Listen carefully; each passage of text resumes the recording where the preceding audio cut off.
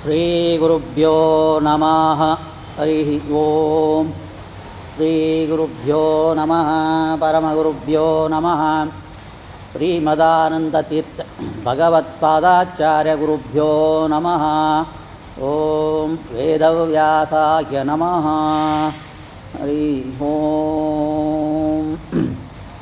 ಓಂ ಜಯತ್ತಜೋ ಅಖಂಡಕುಣೋರುಮಂಡಲಃ ತತೋತಿದೋ ಜ್ಞಾನಮರೀಚಿಮಾಲಿ ಸ್ವಭಕ್ತಹರ್ತೋ ಚ ತಮೋ ನಿಯಂತ ವ್ಯಾಸಾವತಾರೋ ಹರಿರಾತ್ಮಭಾಸ್ಕರಃ ಜಯತ್ಯಜೋ ಅಕ್ಷೀಣಸುಗಾತ್ಮಬಿಂಬಃ ಸ್ವಚ್ಛರ್ಯಕಾಂತಿಪ್ರದಿದಃ ಸದೋದಿತಃ ಸ್ವಭಕ್ತಃ ಸಂತಾಪದುಷ್ಟ ರಾಮಾವತಾರೋ ಹರಿರೇಚ ಚಂದ್ರಮಾಃ ಜಯತ್ತಜೋ ಸಂಗಾರ್ಬಳಾಂಬುಪೂರೋ ಗುಣೋಚ್ಚರತ್ನಾಹರ ಆತ್ಮವೈಭವಃ ಸದಾ ಸದಾತ್ಮಜ್ಞಾನಾದಿರಾಭ್ಯಃ ಕೃಷ್ಣಾವತಾರೋ ಹರಿರೇಕಸಾಗರಃ ಜಯತಿ ಹರಿಚಿಂತಯಃ ಸರ್ವದೈವೈಕವಂದ್ಯಃ ಪರಮಗುರೋ ಪ್ರವಿಷ್ಟವಾಪ್ಸಿತ ಸಜ್ಜನಾನಾಂ ನಿಖಿಲಗುಣಗಣಾರ್ನೋ ನಿತ್ಯನಿರ್ಮುಕ್ತದೋಷಃ ಸರಸಿತನಯನೋऽಸौ ಶ್ರೀಪತಿರ್ಮಾನದೋ ನಃ ಕೃಷ್ಣಂ ವಂದೇ ಜಗದ್ಗುರುಂ ಮಂತಪಾಶಧರಂ ದಿವ್ಯಾರ್ಪಾಕೃತಿಂ ಶಿಖಾಬಂಧತ್ರಯೋಪೇತಂ ವೈಷ್ಣೀಮದ್ವಕರಾರ್ಚಿತಂ ಕಲ್ಯಾಣಾದ್ಭುತಗಾತ್ರಾಯ ಕಾಮಿದಾರ್ಥಪ್ರದಾಯಿನೇ ಶ್ರೀಮದ್ವೆಂಕಟನಾಥಾಯ ಶ್ರೀನಿವಾಸಾಯಿತೆ ನಮಃ. ನಮಸ್ತೆ ಪ್ರಾಣೇಶ ಪ್ರಣತವಿಭಯಾಃ ವನೀಮಃ. ನಮಃ ಸ್ವಾಮಿನ್ ರಾಮಪ್ರಿಯತಮ ಹನುಮನ್ ಗುರುಗುಣ. ನಮಸ್ತುಭ್ಯಂ ಭೀಮ ಪ್ರಮಳತಮ ಕೃಷ್ಣೇಷ್ಟ ಭಗವನ್. ನಮಃ ಶ್ರೀಮನ್ಮಧ್ವಪ್ರೀತ ಸುದರ್ಶನ್ನೋ ಜಯ ಜಯ. ಬುದ್ಧಿರ್ಬಲಂ ಯಶೋಧೈರ್ಯಂ ನಿರ್ಭಯತ್ವಂ ಅರೋಗತಾ ಅಜಾಟ್ಯಂ ವಾಕ್ಪಟುತ್ವಂಚ ಹನುಮಸ್ಮರಣಾತ್ ಭವೇತ್. ಅಭ್ರಮಂ ಭಂಗರಹಿತಂ ಅಜಡಂ ವಿಮಲಂ ಸದಾ ಆನಂದತೀರ್ಥಮಧುಲಂ ಭಜೆ ತಾಪತ್ರಯಾಪಹಂ. ದುರ್ವಾದಿಧ್ವಾಂತ್ರವಯೇ ವೆಷ್ಟವೇಂದೀವರೇಂದವೇ ಶ್ರೀರಾಘವೇಂದ್ರ ಗುರವೇ ನಮೋದತ್ಯಂತದಯಾಳವೇ. ಪೂಜ್ಯಾಯ ರಾಘವೇಂದ್ರಾಯ ಸತ್ಯಧರ್ಮರತಾಯ ಚ ಭಜತಾಂ ಕಲ್ಪವೃಕ್ಷಾಯ ನಮತಾಂ ಕಾಮಧೇನವೇ. ಮೂಕೋಪಿ ಯತ್ಪ್ರಸಾದೇನ ಮುಕುಂದಶಯನಾಯತೆ ರಾಜರಾಜಾಯಿತೆ ರಿಕ್ತೋ ರಾಘವೇಂದ್ರಂ ತಮಾಶ್ರಯೇ. ತಪಸ್ವಾಧ್ಯಾಯ ಶುಶ್ರೂಷಾ ತುಷ್ಟಪೂಜಾರತಂ ಮುನಿಂ ವಿಶ್ವೇಶಂ ಇಷ್ಟದಂ ವಂದೇ ಪರಿವ್ರಾಟ್ ಚಕ್ರವರ್ತಿನಂ. ಆಪಾದಮೌಲಿಪರ್ಯಂతం ಗುರುಣಾಂ ಆಕೃತಿಂ ಸ್ಮರೇತ್ ತೇನ ವಿಘ್ನಾಃ ಪ್ರಣಶ್ಯಂತಿ ಸಿದ್ಧ್ಯಂ ಚಿತ್ತಮನೋರಥಾಃ. ಶ್ರೀಗುರುಭ್ಯೋ ನಮಃ. ಹರಿ ಓಂ. ಹರಿ ಓಂ.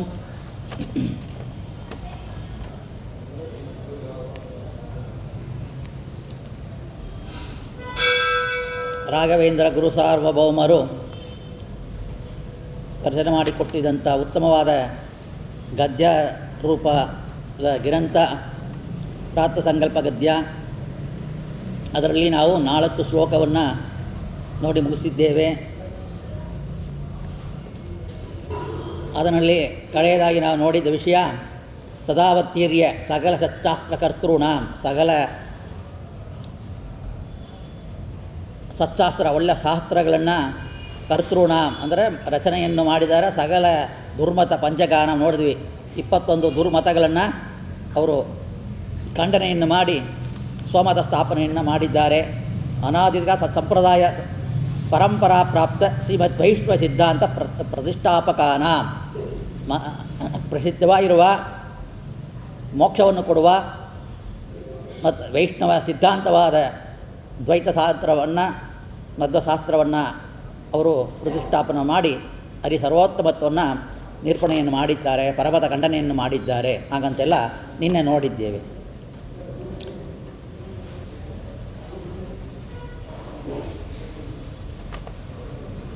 ಮತ್ತು ಇದು ನೋಡಿದಾಯಿತು. ಅತಯೇವ ಭಗವತ್ ಪರಮಾನುಗ್ರಹ ಪಾತ್ರಭೂತಾನ ಸರ್ವದಾ ಭಗವದಾಜ್ಞಾ ಭಗವತ್ ಸನ್ನಿಧೌ ಪೂಜ್ಯಾನ ಸದಾ ಭಗವತಾ ದತ್ತವರಾಣ. ಹೀಗೆ ಭಗವತಾಜ್ಞೆಯನ್ನು ಅತ್ಯಂತ ಸಮರ್ಪಕವಾಗಿ ನೆರವೇರಿಸಿದ್ದರಿಂದ ಭಗವತ್ ಪರಮಾನುಗ್ರಹ ಪಾತ್ರಭೂತಾನ, ಭಗವಂತನಿಗೆ ಅತ್ಯಂತ ಪ್ರೀತಿಕರವಾದ ಒಂದು ದೇವತೆ ಅಂತೇಳಿ ಅವರನ್ನು ಭಗವಂತ ಸೇರಿಸ್ಕೊಂಡಿದ್ದಾನ. ಭಗವಂತನ ವಿಶೇಷ ಅನುಗ್ರಹಕ್ಕೆ ಪಾತ್ರರಾದ ಸರ್ವದಾ ಅಂದರೆ ಎಲ್ಲ ಕಾಲದಲ್ಲಿಯೂ ಕೂಡ ಭಗವಂತನ ಆಜ್ಞೆಯನ್ನು ಭಗವತ್ ಸನ್ನಿಧ ಭಗವಂತ ಸಮ್ಮುಖದಲ್ಲಿ ಪೂಜ್ಯಾನ ಅಂದರೆ ಭಗವಂತನ ಸನ್ನಿಧಲ್ಲಿ ಅವರು ಪೂಜಿಸಲ್ಪಡತಕ್ಕ ಹಾಗೆ ಹರಿಯಿಂದ ದತ್ತವರಾಣ ಒಂದು ವರವನ್ನು ಕೊಟ್ಟಿದ್ದಾನೆ ಹರಿ. ಏನು ಅಂತ, ನನ್ನ ಜೊತೆಯಲ್ಲಿ ನಿನಗೆ ಪೂಜೆ ಆಗಲಿ, ಅದಕ್ಕೆ ಆ ಒಂದು ವರವನ್ನು ಅವರು ತಗೊಂಡಿದ್ದಾರೆ ಹಾಗಂತೇಳಿ ನೋಡಿದ್ದೇವೆ.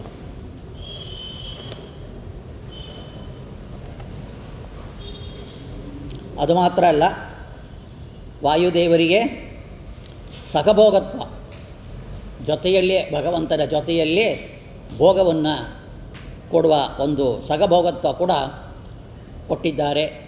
ರಾಮಾವತಾರ ಕಾಲದಲ್ಲಿ ಕೂಡ ಅವರ ಸೇವೆಯನ್ನು ಮೆಚ್ಚಿದ ಭಗವಂತ ಶ್ರೀರಾಮಚಂದ್ರ ದೇವರು ಭಾವಿ ಬ್ರಹ್ಮದೇವರು ಹಾಗಂತೇಳಿ ನೀನೇ ಬ್ರಹ್ಮಪಟ್ಟಕ್ಕೆ ಬರೋಕ್ಕೆ ಶುದ್ಧವಾದ ವ್ಯಕ್ತಿ, ನಿನ್ನಿಂದವೇ ಬ್ರಹ್ಮದೇವರ ಪದವಿಯಿಂದ ಸೃಷ್ಟಿಯಾಗ್ತಾ ಇದೆ ಮತ್ತು ನೀನು ಬ್ರಹ್ಮ ಪದವಿಯನ್ನು ಹೊಂದಿ ಸೃಷ್ಟಿಯಾದ ಕಾರ್ಯವನ್ನು ಮಾಡು ಹಾಗಂತೇಳಿ ವರವನ್ನು ಕೊಟ್ಟಿದ್ದಾರೆ.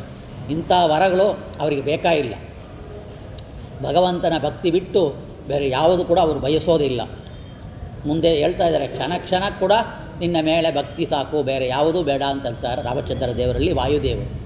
ಅದಕ್ಕಾಗಿ ಆ ವರ ರೀತಿಯಲ್ಲಿ ಕೂಡ ಅವರು ಅನಂತ ರೂಪದಲ್ಲಿ ಕೂಡ ಭಗವಂತನ ಸೇವೆ ಮಾಡುವ ವಿಧಾನವನ್ನು ಮುಂದೆ ಹೇಳ್ತಾ ಇದ್ದಾರೆ. ಆ ರೀತಿಯಲ್ಲಿ ವಾಯುದೇವರನ್ನು ನಾವು ಭಗವಂತನ ಅನುಗ್ರಹಕ್ಕೆ ಪೂರ್ಣ ಪಾತ್ರರೂಪ ಉಳ್ಳವರು ವಾಯುದೇವರು ಹಾಗಂತೇಳಿ ಹೇಳ್ತಾರೆ. ಯದಿ ತಜ್ಜಾತ್ ಭಕ್ತಿಭೋಗ ಫಲಂ ಮೋಕ್ಷ ಮಹೇಶ್ವರ ಭಕ್ತಿಯೋಗ ಫಲತ್ತೇನೆ ನ ತದ್ಗೃಣೀಯ ಮೇವತೆ ಹಾಗಂತ ಹೇಳ್ತಾರೆ ಭಾಗವತ ತಾತ್ಪರ್ಯದಲ್ಲಿ ಆಚಾರ್ಯರು.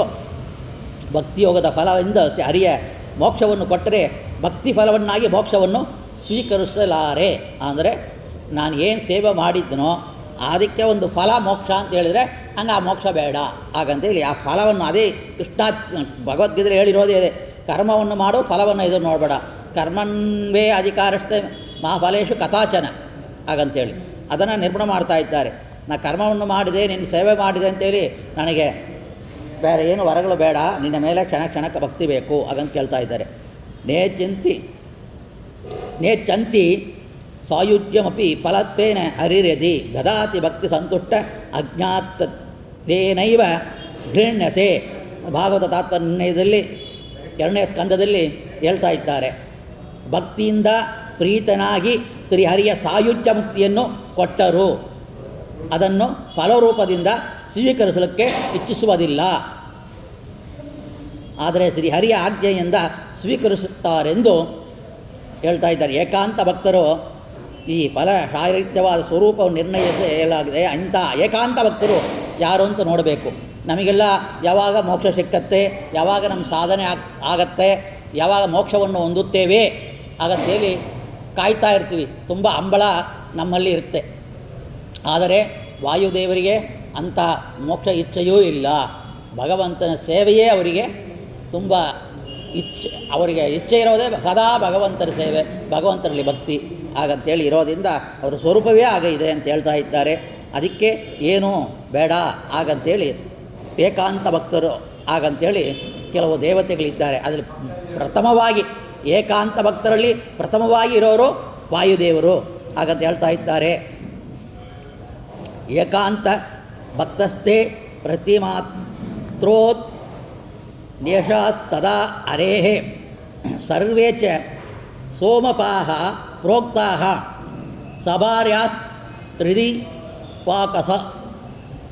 ದಿವಾಕಸಃ ಸಪ್ತ ಸಂಖ್ಯಾನ ಅದು ಸತರತ್ನಮಾಲಾದಲ್ಲಿ ಶ್ರೀ ಹರಿ ಪ್ರೀತಿಯೊಂದನ್ನೇ ಕೋರುವ ಏಕಾಂತ ಭಕ್ತರೆಂದರೆ ಸೋಮಪಾನ ಅರ್ಘರಾದ ದೇವತೆಗಳು ಮತ್ತು ಅವರ ಭಾರ್ಯರು, ಅವರ ಹೆಂಡತಿ ಮತ್ತು ಅವರ ದೇವತೆಗಳು ಅವರು ಕೂಡ ತಮ್ಮ ನಿಯತ ಪತ್ನಿ ಸಮೇತವಾಗಿ ಸೋಮಪಾನವನ್ನು ಮಾಡ್ತಾರೆ. ನವಕೋಟ್ಯೋ ಹಿ ದೇವಾನಾಂ ತೇಷಾಮತ್ತೆ ಸದಸ್ಯತೋ ಸೋಮಾಧಿಕಾರೋ ವೇದೋಕ್ತೆ ಬ್ರಹ್ಮಣಿ ತೇಷತಾಧಿಕೆ ಯದಾ ತದೈವಾಂ ಸಂಖ್ಯೇಹ ಪ್ರಜಾಸ್ತಾಸು ಕಿಯಾನ್ ಜನಃ ಜ್ಞಾನಾಧಿಕಾರಿ ಸಂಪ್ರೋಕ್ತೋ ವಿಷ್ಣುಪಾದೈಕ ಸಂಶ್ರಯ. ಭಾಷ್ಯದಲ್ಲಿ ಹೇಳ್ತಾ ಇದ್ದಾರೆ ಆಚಾರ್ಯರು, 9 ಕೋಟಿ ಪ್ರಸಿದ್ಧರಾದ ದೇವತೆಗಳು ಮಧ್ಯರಲ್ಲಿ ಯಾರ್ಯಾರು ಅಂತ ಹೇಳಿದರೆ ಒಬ್ಬರು ಪರಬ್ರಹ್ಮ, ಆಮೇಲೆ ಅಪರಬ್ರಹ್ಮ ಅಂದರೆ ವಿರಿಂಜಿ ಅಂದರೆ ಚತುರ್ಮುಖ ದೇವರು. ಇವರೊಂದಿಗೆ ಕೇವಲ 100 ದೇವತೆಗಳು ಮಾತ್ರ ಸೋಮಪಾನದಲ್ಲಿ ಅರ್ಘರಾಗಿರುತ್ತಾರೆ. ಇವರೆಲ್ಲ ಭಗವಂತನಲ್ಲಿ ಅತ್ಯಂತ ನಿಷ್ಠಾಭಕ್ತಿ ಉಳ್ಳವರು, ಸದಾಭಕ್ತಿಯನ್ನು ಮಾಡುವವರು, ಆ ಪದವಿಯನ್ನು ಹೊಂದಿದ್ದಾರೆ, ಸೋಮಪಾನದಲ್ಲಿ ಅರ್ಘರಾಗಿದ್ದಾರೆ.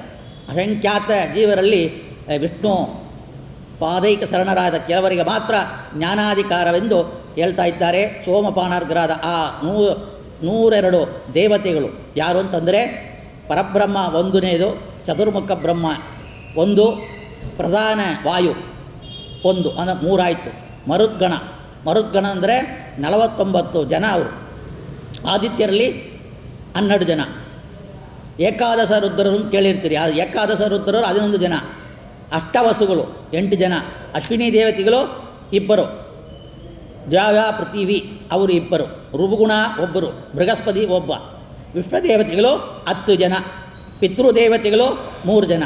ಹೀಗೆ 103 ಜನರು ಸೋಮಪಾನ ಅರ್ಘರು. ಅದರಲ್ಲಿ ಪರಮಾತ್ಮನನ್ನು ಬಿಟ್ಟರೆ ಇವರು ಪರಬ್ರಹ್ಮನಿಂದ ಭಿನ್ನರಾದ 101 ಜನ ಏಕಾಂತ ಭಕ್ತರು. ಅವರಲ್ಲಿ ವಾಯುಬ್ರಹ್ಮರು ಶ್ರೇಷ್ಠರು. ತಾರತಮ್ಯದಲ್ಲಿ ವಾಯುಬ್ರಹ್ಮದೇವರೇ ಮೊಟ್ಟ ಮೊದಲಿಗೆ ಶ್ರೇಷ್ಠವಾಗಿ ಇರುವವರು. ಇದರಲ್ಲಿ ಹರಿ ಸನ್ನಿಧ್ಯ, ಹರಿಯ ಒಂದು ಸಾನ್ನಿಧ್ಯ ವಾಯುದೇವರು ಸದಾ ಇರೋದ್ರಿಂದ ಅವರೇ ಶ್ರೇಷ್ಠವಾದರು, ಬ್ರಹ್ಮ ಮತ್ತು ವಾಯು.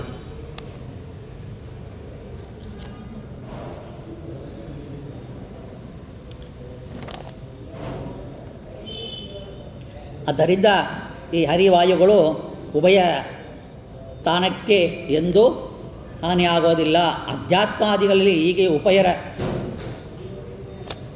ಈ ಇಬ್ಬರು ಯಾರಿದ್ದಾರೋ ಆ ಸನ್ನಿಧ್ಯ ವಿರುತ್ತಗಳು ವಾಯುದೇವರು ಅವತಾರ ರೂಪಗಳು ಸಹ ಹರಿಯ ಸಾನ್ನಿಧ್ಯದಲ್ಲಿ ದೇವತೆಗಳಿಂದ ಪೂಜಿಸಲ್ಪಡುತ್ತದೆ. ಮುಂಚೆ ನೋಡಿದು ವಾಯುದೇವರ ಸಾನ್ನಿಧ್ಯವನ್ನು ಇಟ್ಕೊಂಡು ಕಲಿ ಪ್ರವೇಶಾದಿಗಳು ಇಲ್ಲದಂತೆ ಮಾಡಿಕೊಂಡು ಹರಿಯನ್ನು ಆರಾಧನೆಯನ್ನು ಅವರು ಮಾಡಿರೋದನ್ನು ನಾವು ನೋಡಿದ್ದೇವೆ. ಈ ರೀತಿಯಲ್ಲಿ ಅವರು ಭಗವಂತನ ಸಾನ್ನಿಧ್ಯಕ್ಕೆ ಅತ್ಯಂತ ಮುಖ್ಯ ಪ್ರತಿಮಾ ರೂಪವಾಗಿಲ್ಲವರು ವಾಯುದೇವರು.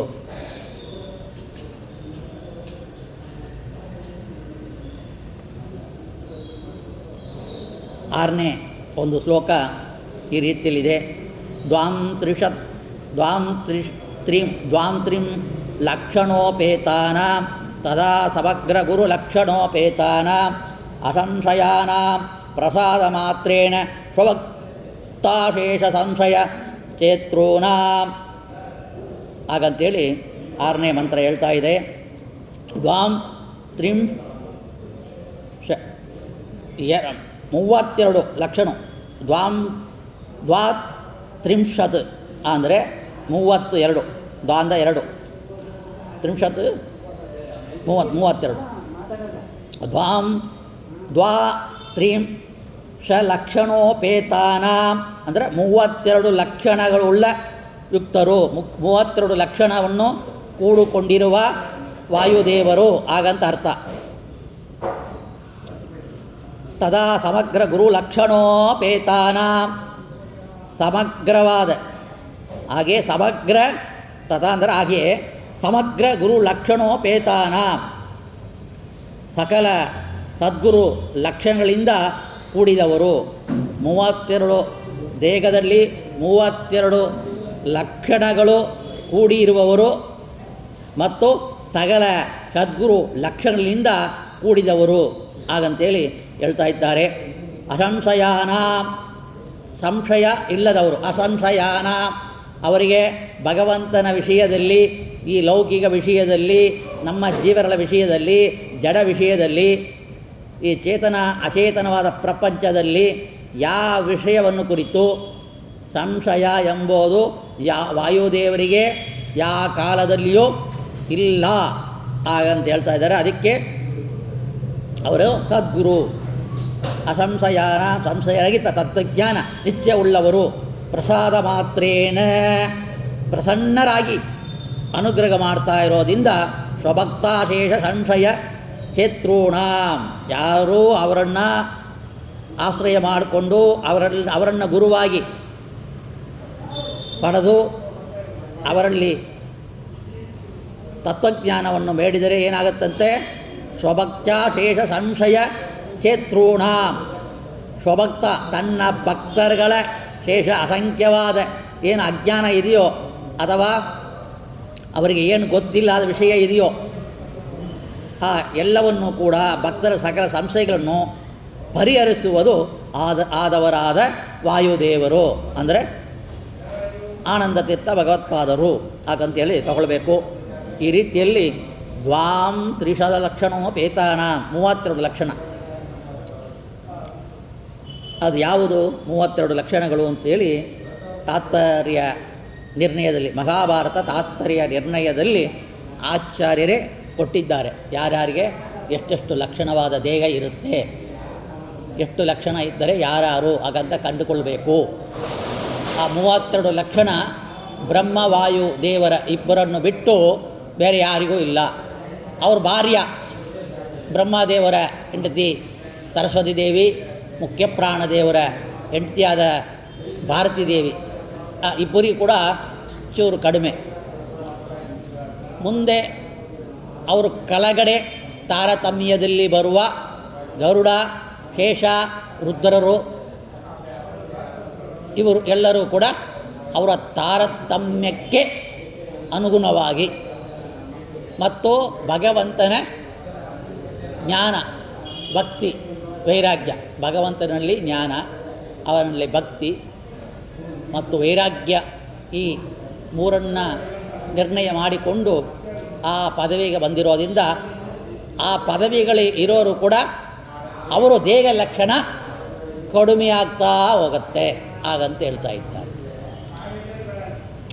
ಅಸಂಶಯ ಸಂಶಯ ಚಿತ್ ಗುರು ಕೃಪ್ತೋ ಮನುಷ್ಯವಿಗಿ ತಸ್ಬ್ರಹ್ಮ ಗುರುರ್ಮುಖಃ ಸರ್ವೇಷಾಮೇವ ಸರ್ವದಾ ಅನ್ಯೇಪಿ ಸ್ವಾತ್ಮನೋ ಮುಖ್ಯಾಃ ಕ್ರಮ ಗುರುಹೀರಿತಾಃ ಕ್ರಮಲಕ್ಷಣಹೀನಾಚ್ಚ ಲಕ್ಷಣೈ ಸಮಾಹ ಅಂತೇಳಿ ಭಾಗವತ ತಾತ್ಪರ್ಯ ನಿರ್ಣಯದಲ್ಲಿ ಕೂಡ ಆಚಾರ್ಯ ಹೇಳ್ತಾ ಇದ್ದಾರೆ. ಎಂದರೆ ನಿಸಂಶಯ ಜ್ಞಾನವುಳ್ಳವರಾಗಿ ಶಿಷ್ಯರ ಸಂಶಯಗಳನ್ನು ಪರಿಹರಿಸಬಲ್ಲವರೇ ಗುರುವೆಂದು ಜ್ಞಾನಿಗಳು ಹೇಳ್ತಾ ಇದ್ದಾರೆ ಹಾಗಂತೇಳಿ ಅದಕ್ಕೆ ಅರ್ಥ.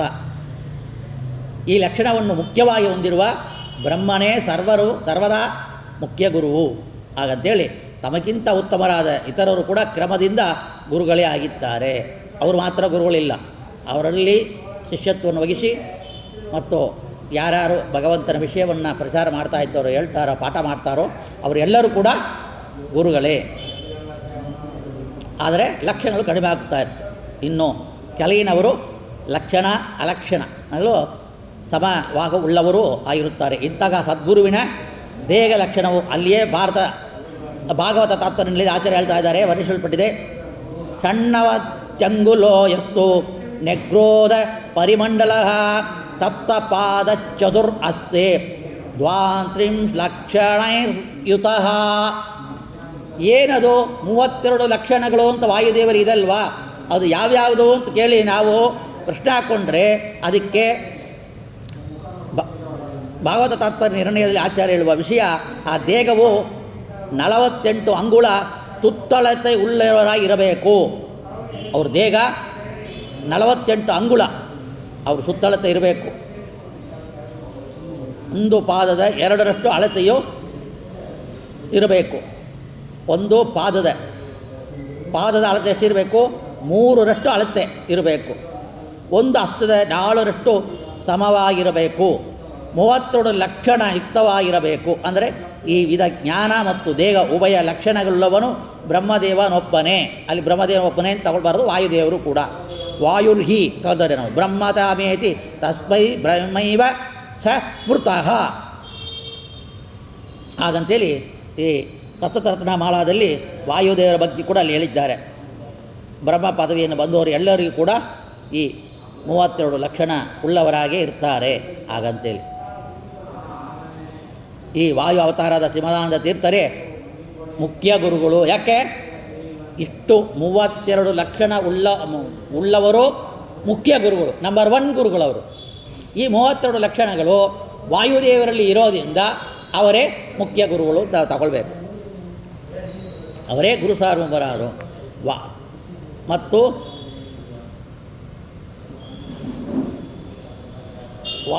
ವಾಯುಚ್ಚ ಸಮಾವಿಷ್ಟ ಪ್ರಹ್ಲಾದ ನಿತ್ಯಭಕ್ತಿಮಾನ್ ಹಾಗಂತೇಳಿ ಪ್ರಹ್ಲಾದರಾಜನ ವರ್ಣ ಮಾಡ್ತಾ ಇದ್ದಾರೆ. ಈ ಪ್ರಹ್ಲಾದರಾಜ ಯಾರು? ಶಂಕುಕರ್ಣ ಎಂಬ ಮೂಲ ದೇವತೆ. ಆದರೆ ಅವರ ಅವತಾರ ಕಾಲದಲ್ಲಿ ಏನಾಯಿತು ಅಂದರೆ ವಾಯುದೇವರು ಪ್ರಹ್ಲಾದರಾಜರ ಒಳಗಡೆ ಸೇರಿಕೊಂಡ್ರು. ಯಾಕೆ?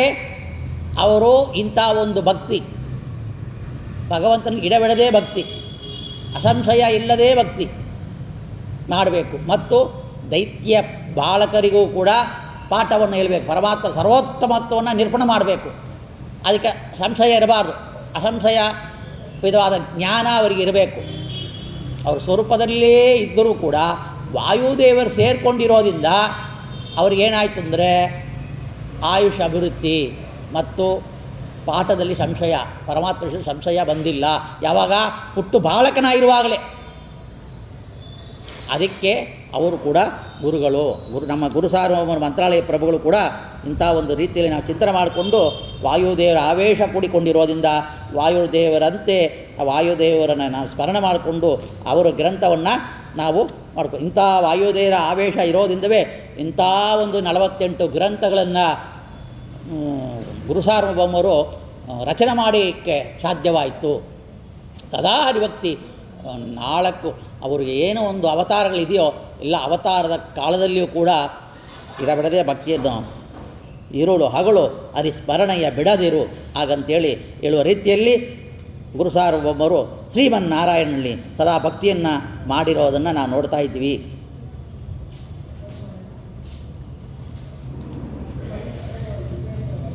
ಮತ್ತು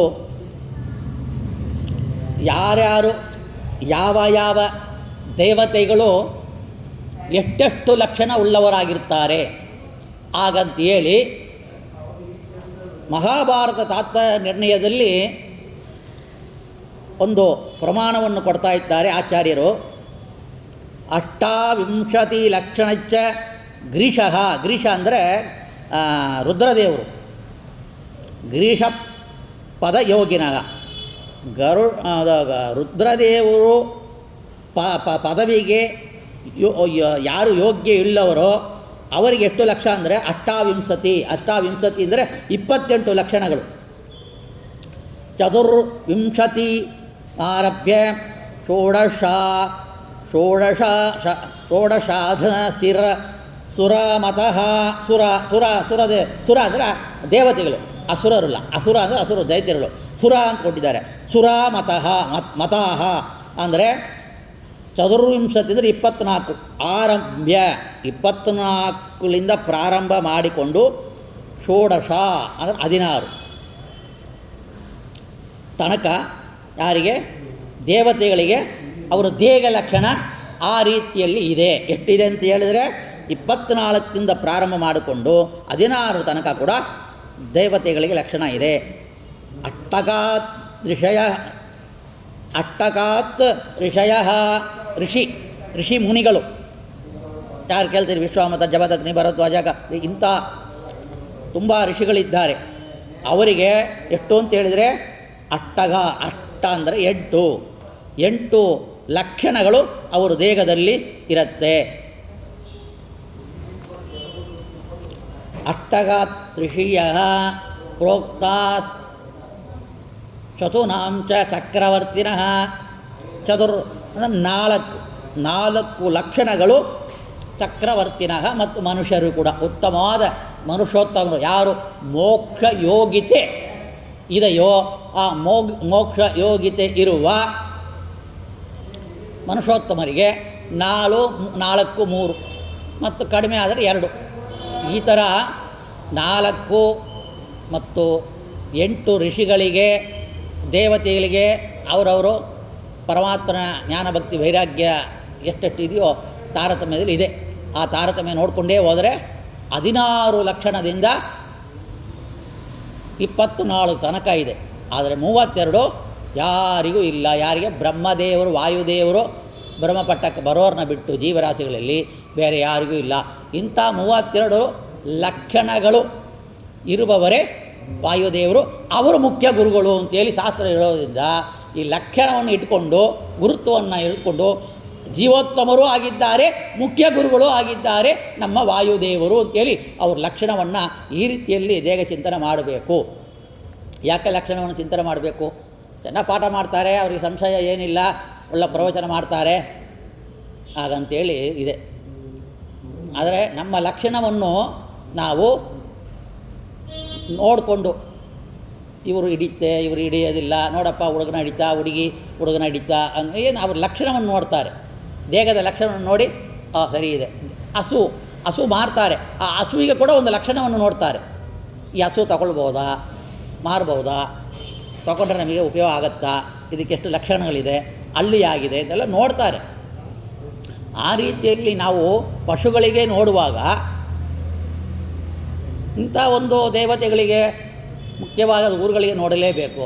ಹಾಗಂತೇಳಿ ಇರೋದ್ರಿಂದ ಲಕ್ಷಣವನ್ನು ಕೂಡ ನಾವು ಚಿಂತನೆ ಮಾಡಿ ಇಂಥ ಒಂದು 32 ಲಕ್ಷಣ ಇರುವವರು ನಮ್ಮ ಗುರುರಾಯರು ಅಂತ.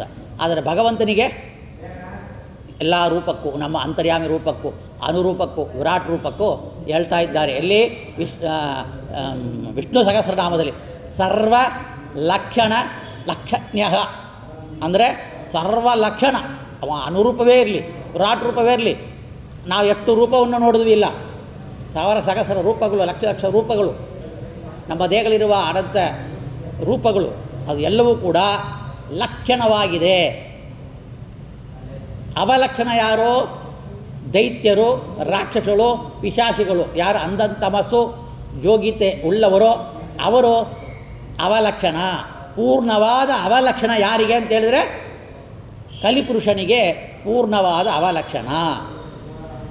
ಸ್ವರೂಪದಲ್ಲಿ ಆಗಲಿ ದೇಹದಲ್ಲಿಯೂ ಆಗಲಿ ಅವರಿಗೆ ಅವಲಕ್ಷಣ ಇದೆ ಹಾಗಂತೇಳಿ ಹೇಳ್ತಾ ಇದ್ದಾರೆ. ಪೂರ್ಣವಾದ ಅವಲಕ್ಷಣವುಳ್ಳವನು ಕಲಿ ಹಾಗಂತೇಳಿ ಆ ಅವಲಕ್ಷಣವನ್ನು ನೋಡಿದ್ರೆ ಅವ್ರ ಗುಣ ನಮಗೆ ಗೊತ್ತಾಗತ್ತೆ. ತಾಮಸ ಗುಣ ಇರುವವರು ಅವರು ಶುದ್ಧವಾಗಿರೋದಿಲ್ಲ, ಅವ್ರ ಮಾತು ಶುದ್ಧ ಇಲ್ಲ, ಅವ್ರ ನಡವಳಿಕೆ ಶುದ್ಧ ಇರೋದಿಲ್ಲ, ಅವರು ಅವಲಕ್ಷಣವಾಗಿ ಇರ್ತಾರೆ. ಅವ್ರ ಮುಖ ನೋಡಿದ ಕೂಡಲೇ ನಾವು ಕಂಡುಹಿಡ್ತೀವಿ ಇವರಿಂದ ಸ್ವಲ್ಪ ದೂರ ಇರಬೇಕು, ಇವರು ಸರಿ ಇಲ್ಲ ಅಂತ ಅನಿಸುತ್ತೆ. ಆಗತ್ತೆಲ್ಲ ಯಾಕಂದರೆ ಆ ಲಕ್ಷಣ ಆ ಥರ ಭಗವಂತ ಸೃಷ್ಟಿ ಮಾಡಿ ಕೊಟ್ಟಿದ್ದಾನೆ. ಈ ರೀತಿಯಲ್ಲಿ ಬ್ರಹ್ಮದೇವರು, ವಾಯುದೇವರು ಅವರನ್ನು ನೋಡಿದರೆ ಮತ್ತು ನೋಡೋಣ ಅಂತ ಸುಮಧ್ವದಲ್ಲಿ ವರ್ಣನೆ ಮಾಡ್ತಾಯಿಲ್ಲ. ಅವರು ಪ್ರವಚನ ಮಾಡುವಾಗ ಅವ್ರ ಎತ್ತರ, ಅವರ ಹೊಟ್ಟೆ, ಅವ್ರ ಕೈ ಕಾಲು, ಅವ್ರ ಲಕ್ಷಣಗಳು, ಅವ್ರ ಕಣ್ಣಿನ ಪ್ರಕಾಶ, ಅವ್ರ ದೇಹದಿಂದ ಹೊಳಿತಾ ಇರುವ ಪ್ರಕಾಶ ಸುಂದರವಾಗಿ ಅಷ್ಟು ಅವರು ಹೈಟ್ ಆ್ಯಂಡ್ ವೈಟ್ ಅಂತೆಲ್ಲ ಹೇಳ್ತಾ ಇರಲಿಲ್ಲ. ಆ ರೀತಿಯಲ್ಲಿ ನಮ್ಮ ಆಚಾರ್ಯ ಪ್ರವಚನ ಮಾಡುವಾಗ ಎಲ್ಲರೂ ಮತ್ತು ನೋಡೋಣ ಅಂತಲೇ ಬರ್ತಾ ಇದ್ದಿರಂತೆ. ಅವ್ರ ಮಾತು ಕೇಳೋಕ್ಕಿಲ್ಲ, ಅವ್ರ ಮಾತು ಅವರನ್ನು ನೋಡೋಕ್ಕೆ ಪರಮತೋ ವ್ಯಕ್ತಿಗಳು ಕೂಡ ಬಂದು ಅವ್ರನ್ನ ನೋಡ್ತಾ ಇದ್ದರಂತೆ, ಎಷ್ಟು ಲಕ್ಷಣವಾಗಿದ್ದಾರೆ ಹಾಗಂತೇಳಿ. ಅಂತ ಅವತಾರ ಕಾಲದಲ್ಲಿ ಕೂಡ 32 ಲಕ್ಷಣ ಉಳ್ಳವರು. ಆದರೆ ದೇವತೆಗಳಿಗೆ ಅವತಾರ ಕಾಲದಲ್ಲಿಯೂ ಸ್ವಲ್ಪ ಲಕ್ಷಣ ಕಡಿಮೆ ಆಗುತ್ತೆ. ಮನುಷ್ಯರು ನಾವು ಅವಲಕ್ಷಣವಾಗಿರ್ತೀವಿ, ಇನ್ನು ವಯಸ್ಸಾದರೆ ಅವಲಕ್ಷಣವೇ ನಮ್ಮದು. ಆದರೆ ಭಾರತೀಯ ಮುಖ್ಯ ಪ್ರಾಣ ದೇವರಿಗೆ ಸರ್ವಕಾಲದಲ್ಲಿಯೂ ಕೂಡ ಅವರು 32 ಲಕ್ಷಣ ಉಳ್ಳವರು. ಅವರು ಬಾಲ್ಯದಾಗಲಿ, ಅವರು ಬೆಳೆಯೋದು, ಯೌವನ ಆಗೋದು, ಎಲ್ಲರಿಗೂ ಒಳ್ಳೆ ರೀತಿಯಲ್ಲಿ ತೋರಿಸ್ಕೊಳ್ಳೋದು, ಇದೆಲ್ಲ ಭಗವಂತ ನಾಟಕ ತಾನೇ. ಅವ್ರು ಬೆಳೀತಾರೆ ಅಷ್ಟೇ. ಕ್ಷಣ ಮಾತ್ರಕ್ಕೆ ಯಾವ ರೂಪ ಬೇಕಾದ್ರೆ ತಗೊಳ್ಬೋದು, ಕ್ಷಣ ಮಾತ್ರಕ್ಕೆ ಅವರು ಬೆಕ್ಕಾಗ್ಬೋದು, ಕ್ಷಣ ಮಾತ್ರಕ್ಕೆ ಅವರು ಕ್ರಿಮಿಕೀಟನಾಗಿ ಹೋಗ್ಬೋದು, ಕ್ಷಣ ಮಾತ್ರಕ್ಕೆ ಅವರು ಬೇರೆ ರೂಪವನ್ನು ಧರಿಸ್ಬೋದು. ಇದು ಅಷ್ಟಮಗಾ ಸಿದ್ಧಿಗಳು ಅವರಲ್ಲಿ ಇರುತ್ತೆ. ಕ್ಷಣ ಮಾತ್ರಕ್ಕೆ ಅತ್ಯಂತ ಅನ್ನನ್ನು ಮುದುಕನಾಗಿ ಬರುವ ಒಂದು ವೇಷ ಮಾಡಿಕೊಳ್ಳೋದು, ಇದು ಎಲ್ಲ ಇದ್ದರೂ ಕೂಡ ಇದು ಅವರು ನಾಟಕ ಅಷ್ಟೇ ಭಗವಂತನಂತೆ. ಆದರೆ ಅವ್ರದ್ದು ಯಾವ ವಾಸುದೇವ ಅಂತ ಹುಟ್ಟಿದರು, ಅಲ್ಲಿಯೂ ಲಕ್ಷಣ 30 ಲಕ್ಷಣ. ಭೀಮಸೇನರ ಬಗ್ಗೆ ವರ್ಣನೆ ಮಾಡ್ತಾರೆ ಮಹಾಭಾರತದಲ್ಲಿ. ಎಂಥ ಲಕ್ಷಣ, ಎಂಥ ಒಂದು ತೇಜಸ್ಸು ಅದರಲ್ಲಿ ವರ್ಣನೆ ಮಾಡಿ ಆ ಭೀಮಸೇನ ದೇವರನ್ನು ಎಲ್ಲರೂ ಕೊಂಡಾಡಿದ್ದಾರೆ ಅವರ ಲಕ್ಷಣವನ್ನು. ಆ ಭೀಮಸೇನ ದೇವರನ್ನೇ ಮದುವೆ ಮಾಡ್ಕೊಳ್ಬೇಕು ಅಂತ ಎಷ್ಟು ಜನ ಹೋದರಂತೆ. ಆ ಇಡಿಂಬಿ ಭೀಮಸೇನ ರೂಪವನ್ನು ನೋಡಿ ಮಾಡಿದ್ರೆ ನಿನ್ನವೇ ಮಾಡ್ಕೊಳ್ಬೇಕು ಅಂತ ಇದ್ದಳು. ಅಲ್ಲಿ ಊರುಸಿ ಇದ್ದಳು ಮತ್ತು ಭಾರತೀಯ ದೇವಿಯ ಒಂದು ಸನ್ನಿಧಾನ ಇತ್ತು. ಮತ್ತು ಗಡೋತ್ಕಜ ಹುಟ್ಟಿ ಸಂಹಾರ ಮಾಡಬೇಕು ದೈತ್ಯರನ್ನೆಲ್ಲ. ಅದಕ್ಕೆ ಅವರು DNA ಜೀನ್ಸ್ ಬರಬೇಕು ಗಡೋತ್ಕಜನಲ್ಲಿ. ಅದಕ್ಕಾಗಿ ವೇದವ್ಯಾಸ ದೇವರು ಇವರು ಬೇಡ ಅಂತ ಹೇಳಿದ್ರು ಕೂಡ ಅಪ್ಪಣೆಯನ್ನು ಕೊಡ್ತಾರೆ ಮದುವೆ ಮಾಡು ಅಂತ. ಭಗವಂತನ ಆಜ್ಞೆ ಶಿರಸಾಧಾರಿಯ ನೋಡಿದ್ವು. ಅವ್ರು ಏನೇ ಆಗಲಿ ಇವನ್ನ ಸಾಯಿಸ್ಬಿಡ್ತಾರೆ, ಇವಳನ್ನ ಮದುವೆ ಮಾಡ್ಕೊಂಡ್ರೆ ಮಾಡ್ಕೊತಾರೆ. ಭಗವಂತನ ಮಾತು ಯಾವ ಕಾಲ ಎಲ್ಲಿಯೂ ತಪ್ಪೋದಿಲ್ಲ. ಅವರು ಆ ಥರ ಅವರು ಮದುವೆಯನ್ನು ಮಾಡಿಕೊಂಡು ಗಡೋತ್ಕಜ ಸೃಷ್ಟಿ ಮಾಡ್ತಾರೆ. ಇದೆಲ್ಲ ನೋಡಿದ್ದೀವಿ. ಅದಕ್ಕಾಗಿ ಅವರು ಇಂಥ ಅನಂತ ವಿಷಯವನ್ನು ನೋಡುವಾಗ ಕೂಡ ನಾವು ಆ ಮುಖ್ಯ ಪ್ರಾಣದೇವರು ಬ್ರಹ್ಮದೇವರಿಬ್ಬರು ಕೂಡ 32 ಲಕ್ಷಣ ಉಳ್ಳವರಾಗಿದ್ದಾರೆ. ಹಾಗಂತ ಅನಂತ ರೀತಿಯಲ್ಲಿ ನಾವು ಪ್ರಮಾಣವನ್ನು ಕೊಡ್ಬೋದು.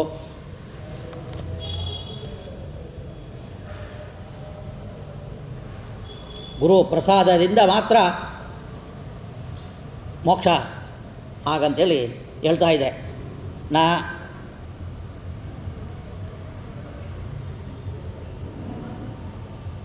ಬಂಧ ವಿದ್ಯತೆ ಐನಾಯ. ಮೋಕ್ಷ ನಮಗೆ ಜ್ಞಾನದಿಂದೇ ಮೋಕ್ಷ. ಗುರುಪ್ರಸಾದ ಸ್ಥಾನವನ್ನು ಹೇಳ್ತಾ ಇದ್ದಾರೆ. ಓಂ ಲಿಂಗಭೂಯಸ್ತ್ವಾತ್ ತದ್ ದಿ ಬಲೀಯಸ್ತದಪಿ ಓಂ ಆಗಂತ ಬ್ರಹ್ಮಸೂತ್ರ ಭಾಷ್ಯ. ಬ್ರಹ್ಮಸೂತ್ರ ಆ ಬ್ರಹ್ಮಸೂತ್ರಕ್ಕೆ ಭಾಷ್ಯ ಬರುವಾಗ ಭಾಷೆಯಲ್ಲಿ ಕೂಡ ವಿಷಯವನ್ನು ಹೇಳ್ತಾ ಇದ್ದಾರೆ. ಲಿಂಗಭೂಯತ್ವಾತ್ ಸತ್ಯಕಾಮನ ಚರಿತ್ರೆಯಲ್ಲಿ ಹೇಳಿ ಗುರುಪ್ರಸಾದಕ್ಕೆ ಪ್ರಾಬಲ್ಯ ಜ್ಞಾಪಕ ಬಹು ಲಕ್ಷಣಗಳು ಲಿಂಗಗಳು ಕಂಡು ಬರೋದರಿಂದ ಹಾಗಂತೇಳಿ ತತ್ ಹಾಗಂತೇಳಿ ಅದೇ ಗುರುಪ್ರಸಾದವೇ ಬ್ರಹ್ಮಜ್ಞಾನ ಪ್ರಾಪ್ತಿ ವಿಷಯದಲ್ಲಿ ಬಲೀಯ ಅಂದರೆ ಪ್ರಬಲ ಕಾರಣ ಆಗ್ತಾಯಿದೆ. ತದಪಿ ಆಗಿದ್ದರೂ ಕೂಡ ಶ್ರವಣಾದಿಗಳನ್ನು ಆಚರಿಸಲೇಬೇಕು. ಶ್ರವಣವನ್ನು ಮಾಡಬೇಕು, ಪ್ರವಚನವನ್ನು ಕೇಳಬೇಕು, ಪಾಠ ಕೇಳ್ತಾ ಇರಬೇಕು. ಶ್ರೋತವ್ಯೋ ಮಂತವ್ಯೋ ನಿಧಿದಾದಿಸ್ತವ್ಯ ಎಂಬ ಶ್ರುತಿ ಕೂಡ ಹೇಳ್ತಾ ಇದೆ. ಈ ಆತ್ಮಾವ ಹರೇ ದೃಷ್ಟವ್ಯ ಶ್ರೋತವ್ಯೋ ಮಂತ್ರವ್ಯೋ ನಿಧಿದಾಸಿತವ್ಯ. ಶ್ರವಣಾದಿಗಳಿಂದ ಗುರುಪ್ರಸಾದ ಜ್ಞಾನ ಆಗತ್ತೆ.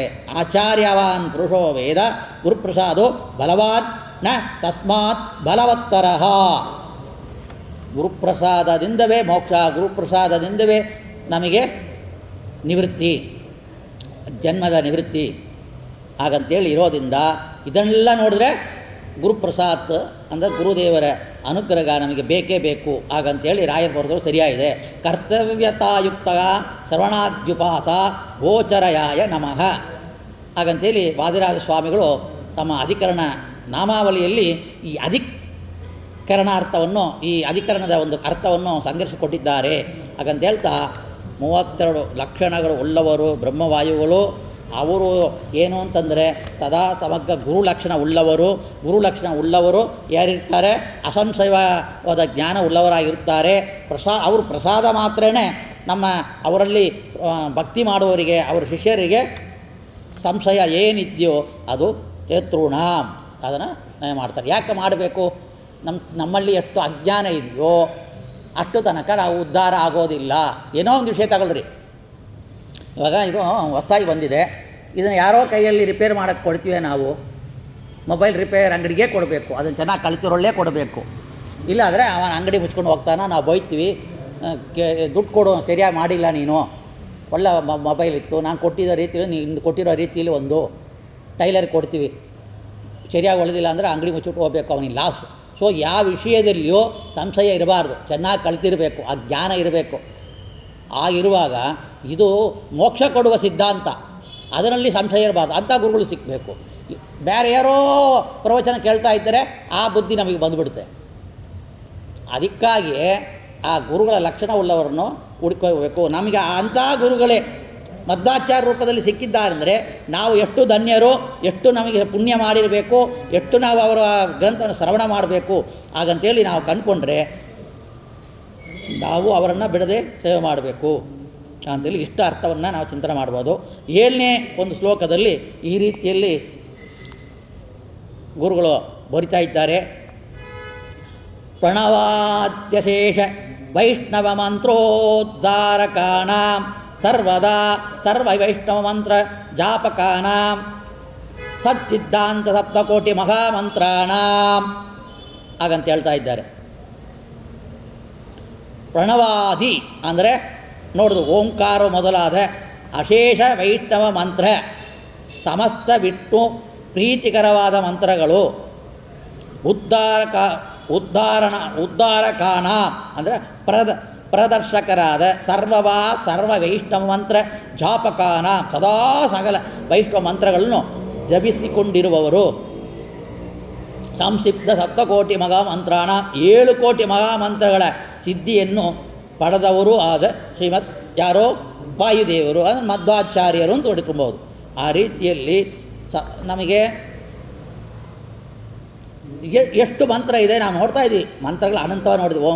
ಓಂಕಾರದಿಂದ ನಾವು ನೋಡಿದ್ವಿ ಷಡಾಕ್ಷರ, ಆಮೇಲೆ ಪುರುಷ ವ್ಯಾಕೃತಿ ಮಂತ್ರ, ಪುರುಷುಕ್ತ, ಮಾತೃಕಾ ಮಂತ್ರಗಳು, ಅಕ್ಷರಗಳ ಗೋಳಿದೆ 24 ಅಕ್ಷರ, ಗಾಯತ್ರಿ ಮಂತ್ರ, ಅದರಿಂದ ವಾಸುದೇವದ ಅಕ್ಷರ, ನಾರಾಯಣ ಅಷ್ಟಾಕ್ಷರ, ವ್ಯಾಕೃತಿ ಅಷ್ಟಾಕ್ಷರ, ಭೂರ್ಭುವ ಸ್ವಹ ಎಂಬ ವ್ಯಾಕೃತಿ, ಆ ಮಹಾಮಂತ್ರಗಳು ಹಾಗಂತೇಳಿ ಇಷ್ಟೆಲ್ಲ ನಾವು ನೋಡಿದ್ವಿ. ಆಯಿತು, ವಿಷ್ಣು ಮಂತ್ರ, ಕೃಷ್ಣ ಮಂತ್ರ ಏನೇನೇ ಇರಲಿ, ಸಪ್ತಕೋಟಿ ಯಾಗಾಗತ್ತೆ? ಅದೇ ನಮಗೆ ಅಲ್ಪಜ್ಞಾನಿಗಳಿಗೆ ಗೊತ್ತಿಲ್ಲ. ದೇವತೆಗಳೇ ಅಷ್ಟು ಮಾಡೋದಿಲ್ಲ. ಅವರ ಯೋಗ್ಯತಾ ಅನುಸಾರವಾಗಿ ಅವತಾರ ಕಾಲದಲ್ಲಿಯೂ ಮೂಲ ರೂಪದಲ್ಲಿ ಕೂಡ ಪೂಜೆ ಪುರಸ್ಕಾರ ಜಪ ತಪ ಅನುಷ್ಠಾನ ಎಲ್ಲ ಮಾಡಿಕೊಡ್ತಾರೆ. ಇಂದ್ರ ಲೋಕದಲ್ಲಿ ಅವ ಸದಾ ಅವರು ಜೊತೆಯಲ್ಲಿ ಹೆಂಗಸರ ಜೊತೆಯಲ್ಲಿ ಜಾಳಿಯಾಗಿರ್ತಾನ? ಇಲ್ಲ, ಅಲ್ಲಿಯೋ ಸುಖವನ್ನು ಅನುಭವಿಸ್ತಾ ಪರಮಾತ್ಮ ಭಕ್ತಿಯನ್ನೇ ಮಾಡ್ತಾರೆ, ಪರಮಾತ್ಮನ ಚಿಂತನೆ ಮಾಡ್ತಾರೆ. ಅಭ್ಯಾಸ ಅದು. ಯಮಧರ್ಮರಾಜರು ಶಿಕ್ಷೆ ಮಾತ್ರ ಕೊಡೋದಿಲ್ಲ, ಬಡಿತಾ ಇದ್ದಾರೆ ಇಲ್ಲ, ಅವರು ಶ್ಯಾಮಳ ಸಮೇತವಾಗಿ ಅಲ್ಲಿಯೂ ಪೂಜೆ ಪುನಸ್ಕಾರ ಜಪದನುಷ್ಠಾನ ಎಲ್ಲ ಉಂಟು. ಯಾರ್ಯಾರು ಮಠದಲ್ಲಿ ಅವರ ಸನ್ಯಾಸಿಗಳು ಹೋದರೆ ಬೆಳಿಗ್ಗೆ ಪೂಜೆ ಮಾಡ್ತಾ ಇರ್ತಾರೆ. ಎಲ್ಲ ಮಠದಲ್ಲಿ ಕೂಡ ಅವರವ್ರ ಮಠದಲ್ಲಿ ವ್ಯವಹಾರ ಇರುತ್ತೆ. ಆ ರೀತಿಯಲ್ಲಿ ಅಲ್ಲಿ ವ್ಯವಹರಿಸ್ತಾ ಇರ್ತಾರೆ. ಆ ರೀತಿಯಲ್ಲಿ ಎಲ್ಲ ಜಪ ಮಾಡೋರು ಕೂಡ ಸಪ್ತಕೋಟಿ ಮಹಾಮಂತ್ರವನ್ನು ಏಕಕಾಲಕ್ಕೆ ಮಾಡ್ತಾರೆ ಅಂತ ಕೂಡ ಚಿಂತನೆ ಮಾಡಬೇಕು ಅಂತ ನಾವು. ಅದು ಹೇಗೆ ಆಗತ್ತೆ ರಾಯರೇ? ಇದು ಹೇಗೆ ಆಗತ್ತೆ ಕೇಳಬೇಕು ರಾಯರಲ್ಲಿ. ಇದು ಹೇಗೆ ಸಾಧ್ಯ? ಇವಾಗ ಅನಂತ ಕೋಟಿ ಮಹಾಮಂತ್ರಗಳನ್ನು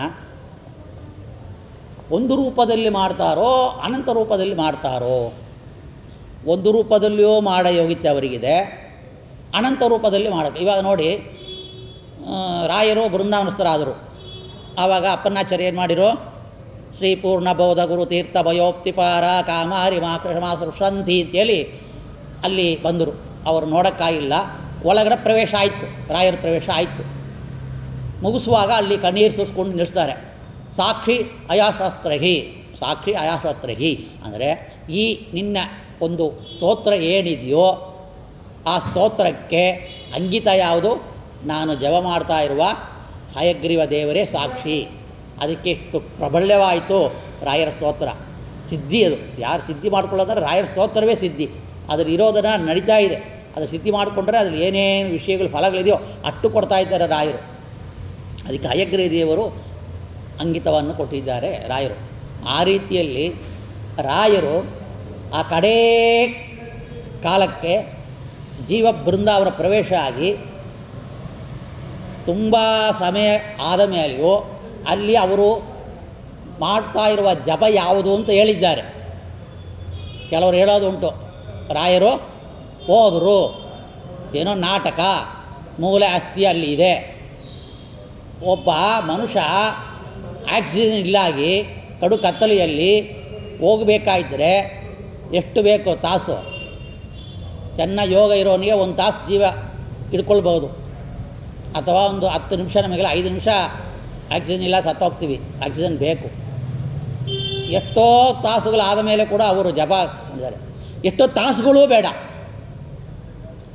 ಆ ಇಂಗ್ಲೀಷ್ ಅವನು ಮೌಂಟ್ ಅವನೇನೋ ಪ್ರಭು ಅಂತ ಹೇಳಿ ಅವನ ಹೆಸರು ಮೌಂಟೆಡ್ ಪ್ರಭು ಏನೋ ಒಬ್ಬ ಹೆಸರು ಮಾಡ್ತಾನೆ. ಅವ ಬಂದ ಮೇಲೆ ಇದು ಒಂದು ಗೌರ್ಮೆಂಟ್ ಸೇರಿದೆ ಜಾಗ, ಇದೆಲ್ಲ ಸುಮ್ಮನೆ ಸಮಾಧಿ ಎಲ್ಲ ಕಟ್ಕೊಂಡಿದ್ದೀರಿ, ಸಮಾಧಿ ಮಾಡಿರೋ ಜಾಗ ಎಲ್ಲ ನಮಸ್ಕಾರ ಮಾಡ್ತಾಯಿದ್ದೀರಿ, ಇದೆಲ್ಲ ಸಿದ್ಧಾಂತ ಇಲ್ಲ, ಇದು ಜಾಗ ನಮಗೆ ಬೇಕು ಹಾಗಂತೇಳಿ ಬರುವಾಗ ರಾಯರೇ ನೀವೇ ಕತ್ತಿದ್ದೀಲಿ ಬಿಟ್ಬಿಡ್ತಾರೆ. ಅವ ಒಳಗಡೆ ಹೋಗ್ತಾನೆ. ಒಳಗಡೆ ಹೋಗಿದ ತಕ್ಷಣ ರಾಯರು ಇಂಗ್ಲೀಷ್ ಭಾಷೆಯಲ್ಲಿ ತನ್ನ ರೂಪವನ್ನು ತೋರಿಸ್ಕೊಂಡು ಇಂಗ್ಲೀಷ್ ಭಾಷೆಯಲ್ಲಿ ಮಾತಾಡೋದನ್ನು ಪ್ರಮಾಣ ಮಾಡಿಕೊಂಡು ಅವ್ರ ಮಂತ್ರಾಕ್ಷರ ತಗೊಂಡು ಬಂದಿದ್ದಾನ. ಅದು ಅವನ ಪುಸ್ತಕ ಏನಿದೆಯೋ ಆ ಜಡ್ಜ್ಮೆಂಟ್ಲಿಯೂ ಬರೆದಿದ್ದಾನ. ಅದು ರಾಯರು ಇದ್ದಾರೆ ಇನ್ನೂ, ಅದು ಹೇಗೋ ಗೊತ್ತಿಲ್ಲ, ನಮಗೆ ದರ್ಶನ ಕೊಟ್ಟರು ಅಂತ ತೇಜೋಪುಂಗವಾಗಿದ್ದಾರೆ. ಅವರು ನೋಡ್ತಾ ಇರೋಣ ಅಂತಿದೆ. ಅವ್ರ ಲಕ್ಷಣವನ್ನು ಯಾರಿಗೂ ಸಾಧ್ಯ ಇಲ್ಲ ಇರಲಿಕ್ಕೆ. ಸೊ ಅವರಿದ್ದಾರೆ ಹಾಗಂಥೇಳಿ ಜಡ್ಜ್ಮೆಂಟ್ ಕೊಟ್ಟ. ಆ ರೀತಿಯಲ್ಲಿ ಎಷ್ಟೋ ವರ್ಷಗಳಾದ ಮೇಲೆ ಅವ್ರು ಕಾಣಿಸ್ಕೊಡ್ತಾ ಇದ್ದಾರೆ ಅಂದರೆ ಅದೇನರ್ಥ? ಅವ್ರ ಅಸ್ಥಿ ಪಂಚರ ಇದೆ ಅಂತ ಹೇಳೋರಿಗೆ ಎಷ್ಟು ಬಾಯಲ್ಲಿ ಏನೇನಾಗತ್ತೆ ಅವ್ರ ಬಾಯಿ. ನನ್ನ ಅಲ್ಪ ಮನಸ್ಸನೇ ಆ ಸಿದ್ಧಿಯನ್ನು ಪಡಿಬೋದು. ಇಂದು ಅವರು ವಾಯುದೇವರ ಆವೇಶ ಇರೋದ್ರಿಂದವೇ ಅವರು ಜೀವ ಬೃಂದಾವನ ಆಗಬೇಕು. ವಾಯುದೇವರಿಗೆ ಸಾವಿಲ್ಲ. ವಾಯುದೇವರು ಅವರು ಪ್ರಾರಬ್ಧ 700 ವರ್ಷ ಇರಬೇಕು ಅಂತ, ಕಲಿಯೋದ್ರಲ್ಲಿ ಬರೀ 120 ವರ್ಷ. ಅದಕ್ಕೆ ಅವರು ಮರೆಮಾಚಿಕೊಂಡಿದ್ದರ ತಪ್ಪ ಬೇರೆ ಯಾವ ಕಾರಣ ಇಲ್ಲ. ಮತ್ತು ಇನ್ನೂ ಜಪಾನುಷ್ಠಾನ ಮಾಡಿ ಪುಣ್ಯ ಕಳೆಕೊಂಡು ನಮಗೆ ಹೆಚ್ಚು ಪುಣ್ಯ ಇದೆ ಇಲ್ಲ, ಅದನ್ನು ನಮಗೆ ಕೊಡಬೇಕಾಗತ್ತೆ. ಅದಕ್ಕಾಗಿ ಅವರು ಜೀವ ಬೃಂದಾವನ ಪ್ರವೇಶ ಆಗಿದ್ದು. ಈ ರೀತಿಯಲ್ಲಿ ಇದು ಏನು ಹೇಳಕ್ಕೆ ಬಂದಂತಿದ್ರೆ ಮರ್ತೋಯ್ತು ನೋಡಿ. ಅವರು ಜೀವ ಬೃಂದಾವನದ ಆಗುವಾಗ ಐಗ್ರೀವ ಮಂತ್ರ ಮಾಡ್ತಾಯಿದ್ದರು. ಅಲ್ಲಿಂದ ಒಂದು ಬೃಂದಾವನ ಆಯಿತು ಮೃತ್ತಿಕಾಯಿಂದ. ಎಲ್ಲಿ ಮೃತ್ತಿಕಾ ಬೃಂದಾವನ ಹೋಗುತ್ತೋ ಅಲ್ಲಿ ನಾನು ಒಂದು ರೂಪದಿಂದ ಅಲ್ಲಿ ಇರ್ತೀನಿ ಅಂತ. ಮೃತ್ತಿಕಾ ಒಂದು ಲಕ್ಷಣ ಉಪಲಕ್ಷಣ ಅಷ್ಟೇ, ಒಂದು ನಿಮಿತ್ತ ಅದು ಅಲ್ಲ. ಮೃತ್ತಿಕಾ ಬೃಂದಾವನೇ ರಾಯರಿಲ್ಲ, ಕಲ್ಲುವೇ ರಾಯರಿಲ್ಲ, ಮೃತ್ತಿಕಾ ಕೂಡ ರಾಯರಿಲ್ಲ. ಮೃತ್ತಿಕಾ ಜಡ, ಅದು ಶುದ್ಧವಾದದ್ದು. ಅದರಲ್ಲಿ ಪರಮಾತ್ಮನ ಸನ್ನಿಧಾನ ಹೆಚ್ಚಿರುತ್ತೆ. ಆ ಮೃತ್ತಿಕಾ ಸಮೇತವಾಗಿ ಅಲ್ಲಿ ರಾಯರು ಬರ್ತಾರೆ, ಸಾಲಿಗ್ರಾಮಗಳ ಅಲ್ಲಿರುತ್ತೆ. ಆವಾಗ ಅಲ್ಲಿ ಒಂದು ಜಪ ಮಾಡ್ತಾರೆ ಅಂತ ಇಟ್ಕೊಳ್ಳಿ. ಎರಡನೇದು ಆಯಿತು, ಇನ್ನೊಂದು 3ನೇ ಆಯಿತು, 4ನೇ ಆಯಿತು, 5ನೇದು ಆಯಿತು, 6ನೇ ಬೃಂದಾವನ. ಈಗ 100 ಬೃಂದಾವನ ಆಗ್ತಾಯಿದೆ. 700 ಬೃಂದಾವನ ಆಗಬೇಕು ನನ್ನ ಲೆಕ್ಕಕ್ಕೆ. 1ರಿಂದ 700 ಆಗ್ತಾಯಿದೆಯೇನೋ. ಇರುವಾಗ ಅವರು ಒಂದು ಜಪ ಮಾಡ್ತಾರೆ ಅಂತ ಹೇಳಿದರೆ, ಇವತ್ತು ಒಂದು 500 ಬೃಂದಾವನ ಆಯಿತು ಅಂತ ಇಟ್ಕೊಳ್ಳಿ. ಇವಾಗ ಒಂದು 7 ಗಂಟೆ 7:15 ಆಗ್ತಾಯಿದೆ ಅಂತ ಇಟ್ಕೊಳ್ಳಿ. ಇವಾಗ ಒಂದೊಂದು ಬೃಂದಾವನದಲ್ಲಿ ಕೂಡ ರಾಯರು 1 ರೂಪ, ಪರಮಾತ್ಮನ ಒಂದು ಜಪ ಮಾಡಿದರೆ 500 ರೂಪ ಅಂತ ಇಟ್ಕೊಂಡ್ರೆ 500 ಜಪ ಒಂದೇ ಕ್ಷಣಕ್ಕೆ ಆಯಿತೋ ಇಲ್ಲವೋ, ಆ ಟೈಮಿಗೆ ಆಯಿತೋ ಇಲ್ಲವೋ, ಇಷ್ಟೇ ರಾಯರು ಹೇಳಿದ್ದು. ನನಗೆ ಇದು ಎಲ್ಲಿಯೂ ಸಿಕ್ಕೋದಿಲ್ಲ, ಯಾವ ಗ್ರಂಥದಲ್ಲಿಯೂ ಇಲ್ಲ. ಹೇಗೆ ಅಂತ ನಾವು ಕೇಳಿದರೆ ಈ ಥರ ಉತ್ತರ ಕೊಡ್ತಾರೆ. ಅಂದರೆ ರಾಯರೇ ಇಷ್ಟು ಇರುವಾಗ, ರಾಯರೇ ಅಷ್ಟು ರೂಪವನ್ನು ತಾಳಿ ಅಷ್ಟು ಜಪ ಮಾಡುವಾಗ ಎಷ್ಟು ವಾಯುದೇವರಿದ್ದಾರೆ ನಮ್ಮ ದೇಹದಲ್ಲಿ, ರೋಮದಲ್ಲಿಯೂ ವಾಯುದೇವರಿದ್ದಾರೆ. 3.5 ಕೋಟಿ ರೂಪದಲ್ಲಿ ವಾಯುದೇವರಿದ್ದಾರೆ. 3.5 ಕೋಟಿಲಿ ನಮ್ಮ ದೇಹದಲ್ಲಿಯೇ ಅವರು ವಾಸ ಮಾಡ್ತಾರೆ. ಅದು ಎಷ್ಟು ಪ್ರಾಣ, ಅಪಾನ, ವ್ಯಾನ, ಉದಾನ, ಸಮಾನ ನಾಡಿಗಳಲ್ಲಿ, ಕಣ್ಣಲ್ಲಿ, ಮೂಗಲ್ಲಿ, ಕಿವಿಯಲ್ಲಿ, ರೋಮಗಳಲ್ಲಿಯೂ ಕೂಡ ವಾಯುದೇವರ ಸನ್ನಿಧಾನ. ಇಂಥ 3.5 ಕೋಟಿ ರೂಪದಲ್ಲಿ ವಾಯುದೇವರ ಸನ್ನಿಧಾನ ಇರುವ ನಮ್ಮೊಳಗೆ ಇರುವಾಗ ಸಪ್ತಕೋಟಿ ಅನ್ನೋದು ಎಷ್ಟು ಏನು ಕಮ್ಮಿನೇ ಅದು. 100 ಕೋಟಿ ಅಂತ ಹೇಳ್ಬೋದು ನಾವು. ಮುಖ್ಯ ಮಹಾಮಂತ್ರಗಳದು ಅವರಿಗೆ, ನಮಗೆ ಅಧಿಕಾರ ಇಲ್ಲ. ಒಂದು 10 ಜಪ ಗಾಯತ್ರಿ ಜಪ ಮಾಡೋಕ್ಕೆ ಯೋಗ್ಯತಿಲ್ಲ ನಮಗೆ ಯಾವಾಗ ಗೊತ್ತಾಗ್ತದೆ ಸಪ್ತಕೋಟಿ ಅದೆಲ್ಲ ರೀಲ್ ಬಿಡ್ತಾರೆ. ಹಾಗಂತೇಳಿ ರೀಲ್ಸ್ ಮಾಡೋರು ರೀಲ್ಸ್ ಬಿಟ್ಬಿಡ್ತಾರೆ. ಆ ಥರ ಈ ರೀತಿಯಲ್ಲಿ ರಾಯರು ನನಗೆ ಹೇಳಿದರು. ಏನು ಅಂತ ಒಂದು ಉದಾಹರಣೆ ತಗೊಂಡು ಈಗ ಚಿಂತನೆ ಮಾಡು ಅಂತ. ಆ ರೀತಿಯಲ್ಲಿ ಸಪ್ತಕೋಟಿ ಮಹಾಮಂತ್ರವನ್ನು ಏಕಕಾಲಕ್ಕೂ ಮಾಡ್ತಾರೆ, ಒಂದು ರೂಪದಿಂದ ಮಾಡ್ತಾರೆ, 7 ಕೋಟಿ ರೂಪದಲ್ಲಿ ಕೂಡ ಮಾಡ್ತಾರೆ ಅವರು. ನಾವು ಜಪ ಮಾಡ್ತೀವಿ, ಆ ಜಪ ಯಾರು ಮಾಡ್ತಾ ಇರೋದು? ಅಂತರ್ಯಾಮಿ ವಾಯುದೇವರು ಮಾಡ್ತಾ ನಾ ಮಾಡೋಕ್ಕಾಗೋದು? ಕೋಟಿ ದೇವತೆಗಳಿದ್ದಾರೆ, 33 ಕೋಟಿ ದೇವತೆಗಳಿದ್ದಾರೆ. ಆ ದೇವತೆಗಳು ಅಂತರ್ಯಾಮಿಯಾಗಿ ಜಪ ಮಾಡ್ತಾ ಇದ್ದಾರೆ ಇವತ್ತು ಇಂದ್ರದೇವರು ಮತ್ತು ಯಮಧರ್ಮರಾಜ ಅಷ್ಟದಿಕ್ ಬಾಳಗರು. ನಾವು ಮರುದ್ಗಣಗಳೆಲ್ಲ ಹೇಳಿದ್ವಲ್ಲ, ಎಂಥ ಒಂದು ಅವರೆಲ್ಲ ಸೋಮಪಾನ ಅರ್ಘರು, ಅವರೆಲ್ಲ ಎಷ್ಟು ಜಪ ಮಾಡಿರಬೇಕು ಆ ಪದವಿಗೆ ಬರಬೇಕಾಗಿದ್ದರೆ. ಆ ಪದವಿಲಿರೋರು ಎಷ್ಟು ಜಪ ಮಾಡ್ತಾ ಇದ್ದಾರೆ. ಆ ಒಳಗಿಂದ ಜಪ ಮಾಡೋರು ಯಾರು? ವಾಯುದೇವರೇ. ನಾನು ಜಪ ಮಾಡಿದ್ರು ವಾಯುದೇವರೇ, ನೀವು ಜಪ ಮಾಡಿದ್ರು ವಾಯುದೇವರೇ ಮಾಡ್ತಿಕ್ಕೋದು. ಹಾಗಂದರೆ ಮುಖ್ಯ ಫಲ ಯಾರಿಗೆ ಹೋಯ್ತು? ಬ್ರಹ್ಮದೇವರು ವಾಯುದೇವರಿಗೆ ಹೋಯ್ತು. ನಮ್ಮೊಳಗೆ ಮಾಡ್ತಾರೆ, ದೇವತೆಗಳು ಮಾಡ್ತಾರೆ, ಸರ್ವಜೀವರೊಳಗೆ ಮಾಡ್ತಾರೆ ಅಂದರೆ ಅದು ವಾಯುದೇವರೇ ಮಾಡ್ತಾರೆ. ಅಂದರೆ ಬ್ರಹ್ಮವಾಯುಗಳು ಇಬ್ಬರು ಕೂಡ ಸಪ್ರೇಟಾಗಿಯೂ ಮಾಡ್ತಾರೆ ಅವರವರು ರೂಪ ತಗೊಂಡು, ಮತ್ತು ನಮ್ಮೊಳಗೂ ಮಾಡ್ತಾರೆ. ಇದೆಲ್ಲ ನೋಡಿದ್ರೆ ಸಪ್ತಕೋಟಿನೋದು ಅಲ್ಪವೇ ಆಯಿತು. ಸಂಶಯ ಇರೋರಿಗೆ, ಜ್ಞಾನ ಇಲ್ಲದೇ ಇರೋರಿಗೆ, ಅಜ್ಞಾನಿಗಳಿಗೆ, ಆ ಪರಮಾತ್ಮರ ದ್ವೇಷಿಗಳಿಗೆ, ವಾಯುದೇವರ ದ್ವೇಷಿಗಳಿಗೆ ಇದೆಲ್ಲ ಇಡಿಸೋದಿಲ್ಲ. ಇಂಥ ಒಂದು ಜಪ ಮಾಡಿದರೆ ಗೋಪಾಲದಾಸರಿಗೆ ಗಾಯತ್ರಿ ಮಂತ್ರ ಸಿದ್ಧಿ ಮಾಡಿಕೊಂಡು 3 ಕಾಲ ತ್ರಿಕಾಲಜ್ಞಾನಿ ಆದರು. ಅದು ಮಾತ್ರ ಇಲ್ಲ, ಮರುಜನ್ಮಕ ಏನಾಗ್ತಾನೆ, ಜೋಶ ಕೆಲಸಕ್ಕೆ ಸೇರಿಕೊಂಡ್ರು, ಲಕ್ಷಾಂತರ ಸಂಪಾದನೆ ಮಾಡೋಕ್ಕೆ ಶುರು ಮಾಡಿಕೊಂಡ್ರು. ಆಭರಣವಾಗಿ ಶುರು ಮಾಡ್ಕೊಂಡು ಹುಟ್ಟಿದ್ದು ಬಡತನ, ಅಮ್ಮಂದು ಬಡತನ, ಹುಟ್ಟಿದ್ದು ಬಡತನ. ಆ ಬಡತನದಲ್ಲಿಯೂ ಕೂಡ ಅವರು ಆಭರಣವನ್ನು ಮೈ ತುಂಬ ಹಾಕ್ಕೊಂಡ್ರು. ಅದಕ್ಕೆ ಅವರು ಬಂದು ಗಣಪತಿ ಅವತಾರ ಅಂತ ನಾವು ಹೇಳ್ತೀವಿ. ಒಂದು ಗಾಯತ್ರಿ ಜಪ ಸಿದ್ಧಿಯಿಂದ ಆಯಿತು. ಏನೇನು ಜನ್ಮ ಎತ್ತಾನ, ಏನು ಜನ್ಮ ಇದ್ದ, ಈ ಜನ್ಮಕ್ಕೆ ಏನು ನಡೀತೆ ಅಂತ ಹೇಳಿದ ತಕ್ಷಣ ಎಲ್ಲರಿಗೂ ಖುಷಿ ಆಯಿತು. ದುಡ್ಡು ಎಲ್ಲ ಒಡವೆ ಆಭರಣಗಳು ದುಡ್ಡುಗಳು ಕೊಡ್ತಾಯಿದ್ರು. ಇವಾಗಲೂ ನೋಡಿ ಜ್ಯೋತಿಷರು ಸಂಪಾದನೆ ಮಾಡ್ತಾರೆ. ಆ ಕಾಲ ಬೇರೆ. ಅದಕ್ಕೆ ಈ ಗಾಯತ್ರಿ ಮಂತ್ರಕ್ಕೆ ಎಷ್ಟು ಫಲ ಅಂದರೆ ಎಷ್ಟೆಷ್ಟು ನಾವು ಹೇಳಿದ್ವಿ. ಮೊದಲನೇ ದಿನ 2ನೇ ದಿನ ಬರೀ ಮಂತ್ರ ಜಪವೇ ಅವ್ರು ಮಾಡಿದ್ದು. ಅದಕ್ಕೆ ಈ ರೀತಿಯಲ್ಲಿ ನಾವು ಚಿಂತನೆಯನ್ನು ಮಾಡಿಕೊಂಡು ವಾಯುದೇವರನ್ನು ಚಿಂತನೆಯನ್ನು ಮಾಡಬೇಕು. ಯಾವ ರೀತಿಯಲ್ಲಿ? ಸಪ್ತಕೋಟಿ ಮಹಾಮಂತ್ರಾಣವನ್ನು ಮಾಡುವ ನೀವು ನನ್ನೊಳಗೂ ಕೂಡ ನನ್ನ ಯೋಗಿತ್ಯಕ್ಕೆ ಏನಿದೆಯೋ ಆ ಯೋಗಿದ ಅನುಸಾರವಾಗಿ ನನ್ನೊಳಗೆ ಕೂಡ ಜಪ ಮಾಡಿ ನನಗೆ ಸಿದ್ಧಿಯನ್ನು ಕೊಡ್ರಿ, ನಿಮ್ಮ ಜೊತೆಯಲ್ಲಿ ಕರೆದುಕೊಂಡು ಹೋಗಿ ರಾಯರೇ. ಜಪ ಮಾಡ್ತಾ ಇರ್ತಾರೆ ರಾಯರು, ಜಪ ಮಾಡ್ತಾ ಇದ್ದಾರೆ, ಚಿಂತನೆ ಮಾಡ್ತಾ ಇದ್ದಾರೆ, ಧ್ಯಾನ ಮಾಡ್ತಾ ಇದ್ದಾರೆ, ಅನುಗ್ರಹವೂ ಮಾಡ್ತಾರೆ. ನಿದ್ದೆ ಇಲ್ಲ. ಯಾಕೆ? ವಾಯುದೇವರಿಗೆ ನಿದ್ದೆ ಇಲ್ಲ. ವಾಯುದೇವರ ಆವೇಶ ಇರೋದ್ರಿಂದ ನಿದ್ದೆಯ ಕೂಡ ಮಾಡದೆ ಅವರು ರಾಯರು ಜಪ ಮಾಡೋದಿದ್ದವೇ ನಮಗೆಲ್ಲ ಅನುಗ್ರಹ ಮಾಡೋಕ್ಕೆ ಆ ಜಪಶಕ್ತಿಯೇ ಕಾರಣ. ಇಂಥ ವಾಯು ಪದವಿಗೆ ಯಾಗ ಬಂದರೂ 100 ಕಲ್ಪದಲ್ಲಿ ಜಪವನ್ನು ಮಾಡಿ ಅಪರೋಕ್ಷ ಜ್ಞಾನಾನಂತರವೂ 100 ಕಲ್ಪ ಸಾಧನೆ ಅವರಿಗೆ. ಅಷ್ಟು ಜಪ ಮಾಡಿರಬೇಕು. ಶಂಕ ಇಲ್ಲದಷ್ಟು ಅದಕ್ಕೆ ಹೇಳೋಕ್ಕೆ ಸಾಧ್ಯ ಇಲ್ಲ. ಸಪ್ತಕೋಟಿ ಮಹಾಮಂತ್ರಾಣ ಅಂತಂದರೆ 7 ಕೋಟಿ ಮಂತ್ರ ಮುಗೀತು. ಇವತ್ತು 100 ಜಪ ಮುಗೀತು, 10 ಜಪ ಮುಗೀತು. ಇಲ್ಲೆಲ್ಲ ಸಪ್ತಕೋಟಿ ಮಂತ್ರಗಳು. ಅದು ಅದನ್ನು ಏನು ಮಾಡ್ತಾರೆ? ಕಂಟಿನ್ಯೂ ಮಾಡ್ತಾ ಇರ್ತಾರೆ. ಮತ್ತು ಮುಗೀತಂದರೆ ಮತ್ತು ಜಪ ಮಾಡ್ತಾ ಇರೋದೇ ಅವ್ರದ್ದು. ಒಂದು ಪುರಾಣದಲ್ಲಿ ಓದಿದೆ, ಯಾವಾಗ ಇದೊಂದು ಗೊತ್ತಿಲ್ಲ. ಅಲ್ಲಿ ಏನು ಹೇಳ್ತಾರೆ ಅಂತ ಹೇಳಿದ್ರೆ, ರುದ್ರದೇವರಿಗೆ ನನ್ನ ರೂಪ, ಅದೊಂದು ರುದ್ರದೇವರ ರೂಪ ಎಲ್ಲೆಲ್ಲಿ ಎಷ್ಟು ಇದೆ ಅಂತ ಗೊತ್ತಿಲ್ಲ ಅಂತೆ. ಒಂದು ದೊಡ್ಡ ಸಾಹುಕಾರ ಇರ್ತಾನೆ, ಕೋಟ್ಯಾಧೀಶ ಅಂದರೆ 106 ಕೋಟಿ ಒಡೆಯ. ಅವನಿಗೆ ಅಲ್ಲೊಂದು ಮನೆ, ಅಲ್ಲೊಂದು ಫ್ಲಾಟು, ಅಲ್ಲೊಂದು ಇದು ಕಟ್ತಾನೆ, ಅಲ್ಲಿಂದು ಇರುತ್ತೆ, ಅಲ್ಲಿ ಎಕರೆ ಇರುತ್ತೆ, ಇಲ್ಲಿ ಎಕರೆ ಇರುತ್ತೆ, ಒಡೆಯಗಳು ಎಷ್ಟೋ ಇರುತ್ತೆ, 106 ಬ್ಯಾಂಕ್ಗಳು ಇರುತ್ತೆ. ಕೇಳಿದ್ರೆ ಅವ್ರದ್ದು ಆಸ್ತಿ ಎಷ್ಟಿದೆ ಅಂತ ಅವನಿಗೆ ಗೊತ್ತಿಲ್ಲ ಅಂತಾರೆ. ಆಗ ಹೇಳ್ತಾರಲ್ಲ, ಅದು ಬ್ರಹ್ಮದೇವರಿಗೆಲ್ಲ ಆ ಥರ ಇಲ್ಲ, ವಾಯುದೇವರಿಗೆ ಆ ಥರ ಇಲ್ಲ. ಅನಂತವಾಗಿ ಇದನ್ನು ಚಿಂತನೆ ಮಾಡ್ತಾರೆ, ಅನಂತವಾಗೇ ಇರುತ್ತೆ.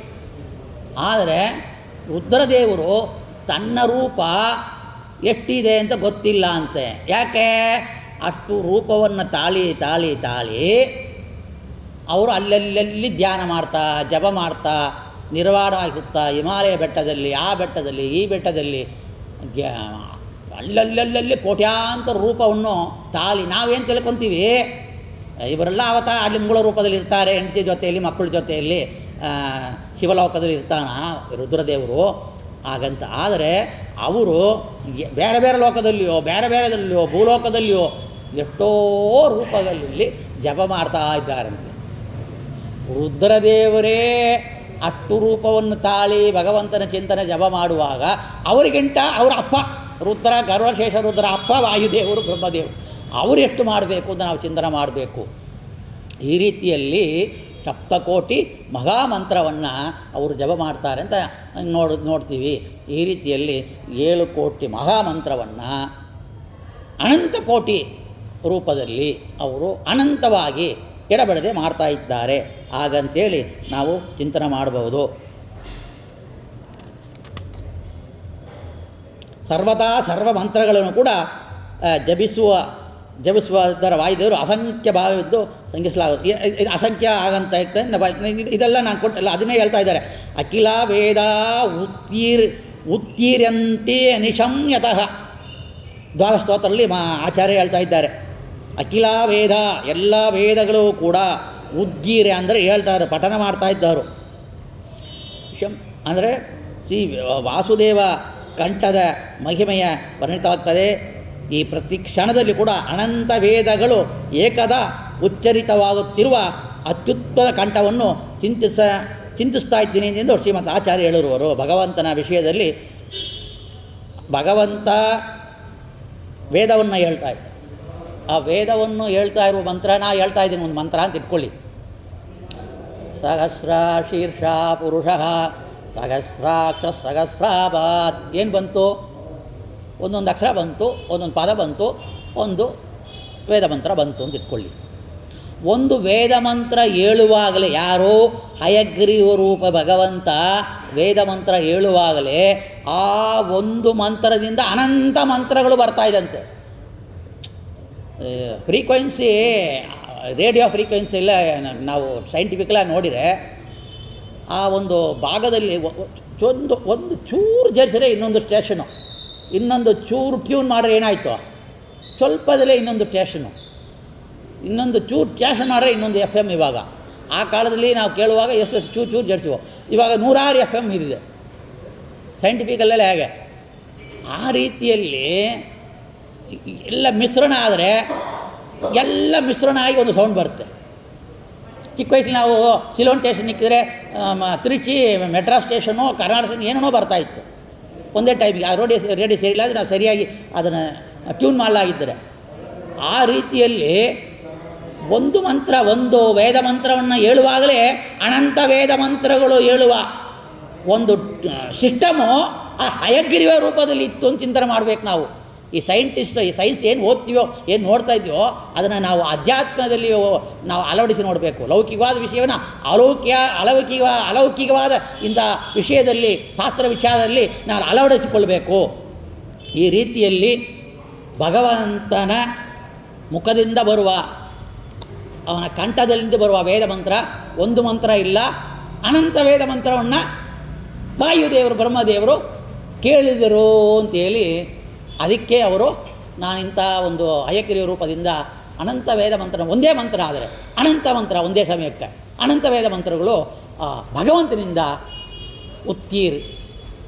ಅಂದರೆ ಉತ್ಕೀರ್ಣ ಹೇಳ್ತಾ ಇದ್ದಾರೆ. ಭಗವಂತನನ್ನು ನಾನು ಕೇಳಿದೆ ಹಾಗಂತೇಳಿ ಅದಕ್ಕೆ ಅರ್ಥ. ಆ ರೀತಿಯಲ್ಲಿ ಇದಕ್ಕೆಲ್ಲ ನಾವು ಉದಾಹರಣೆ ಕೊಡೋದು ಕಷ್ಟ, ಲೌಕಿಕ ಒಂದು ಪ್ರಮಾಣ ಕೊಡೋದು ಕಷ್ಟ. ಆದರೂ ಕೂಡ ನಾವು ಅಳವಡಿಸಿಕೊಂಡು ಏನೇನು ಶಾಸ್ತ್ರದಲ್ಲಿ ಹೇಳಿದೆಯೋ ಅದನ್ನು ಅಳವಡಿಸಿಕೊಂಡು ಈ ಶಾಸ್ತ್ರವನ್ನು ಒಪ್ಪಿದರೆ ಇಷ್ಟೆಲ್ಲ ನಾವು ಚಿಂತನೆ ಮಾಡಿದರೆ ಯಾರಿಗೆ ರಾಯರ ಅನುಗ್ರಹಕ್ಕೆ, ವಾಯುದೇವರ ಅನುಗ್ರಹಕ್ಕೆ, ಪರಮಾತ್ಮನ ಅನುಗ್ರಹಕ್ಕೆ ಪಾತ್ರರಾಗ್ತೀವಿ. ಬೇಗನೆ ನಮ್ಮ ಸಂಶಯ ಎಲ್ಲ ಹೋಗಿ ಅಜ್ಞಾನವನ್ನು ತೊಲಗಿ ಜ್ಞಾನಭಕ್ತಿ ವೈರಾಗ್ಯ ನಮ್ಮಲ್ಲಿ ತುಂಬಿ ಮೋಕ್ಷ ಪದವನ್ನು, ಅಚ್ಚಿರಾದ ಮಾರ್ಗವನ್ನು ಹೊಂದಿ ಮೋಕ್ಷವನ್ನು ಹೊಂದುತ್ತೇವೆ ಹಾಗಂತೇಳಿ ನಿಸ್ಸಂಶಯವಾಗಿ ನಾವು ಹೇಳಬಹುದು. ಆ ರೀತಿಯಲ್ಲಿ ನಾವು ಚಿಂತನೆಯನ್ನು ಮಾಡಿಕೊಂಡು ಭಗವಂತನಲ್ಲಿ ನಾವು ಕೂಡ ಕೇಳಬೇಕಾದ ವಿಷಯ ಅನಂತ ವೇದದ ಅರ್ಥವನ್ನು ಕೊಡು, ಅನಂತ ವೇದವನ್ನು ಕೂಡ ನಾನು ಪಠನ ಮಾಡುವ ಭಾಗ್ಯವನ್ನು ಕೊಡು, ಅನಂತ ಮಂತ್ರಗಳು ಏನೇನಿದೆಯೋ ಅದನ್ನು ಕೂಡ ಗುರು ಮುಖೇನ ಪಡೆದು ನಾನು ಜಪ ಮಾಡುವ ಒಂದು ಶಕ್ತಿಯನ್ನು, ಒಂದು ಆಯುಷನ್ನು, ಜ್ಞಾನಭಕ್ತಿ ವೈರಾಗ್ಯವನ್ನು ಕೂಡ ಕೊಡು ಅಂತ ಬೇಡ್ತಾ ಶ್ರೀ ಕೃಷ್ಣಾರ್ಪಣಮಸ್ತು. ಕಾಯೇನ ವಾಚ ಮನಸೇಂದ್ರಿಯರ್ವಾ ಬುದ್ಧ್ಯಾತ್ಮನವಾ ಪ್ರಕೃತಿ ಸ್ವಭಾವತ್ ಕರೋಮಿ ಯತ್ಯತ್ ಸಕಲಂ ಪರಸ್ಮೈ ಶ್ರೀಮನ್ನಾರಾಯಣಾಯೇತಿ ಸಮರ್ಪಯಾಮಿ. ಯತ್ಕರೋಷಿ ಧನ್ಯಾಸಿ ಯಜ್ಜೋಷಿ ಇದಾಸಿ ಯತ್ತಪಸ್ಸಿ ಕೌಂತೆಯ ತತ್ಕೃಷಮದರ್ಪಣಂ ಬ್ರಹ್ಮಾರ್ಪಣಂ ಬ್ರಹ್ಮ ಹವಿಗಿ ಬ್ರಹ್ಮಾಗ್ನೋ ಬ್ರಹ್ಮ ಇದಂ ಬ್ರಹ್ಮೈವದೇನ ಕಂದವ್ಯಂ ಬ್ರಹ್ಮಕರ್ಮ ಸಮಾಧೀನ ನಾಹಂ ಕರ್ತ ಹರಿಗೆ ಕರ್ತ ತತ್ತೂದಾ ಕರ್ಮಚಾಗಿಲಂ ಶುಭಾಧ್ಯಾಯಂತಿ ಏಕಾಮಾನ್ ಗುರುದೇವ ಪ್ರಸಾದದಾನ್ ಇದರಾನ್ ಆತ್ಮ ಪಾಪೋತ್ತಾನ್ ತೇಷಾಂ ವಿದ್ಯಾ ಫಲಿಷ್ಯತಿ.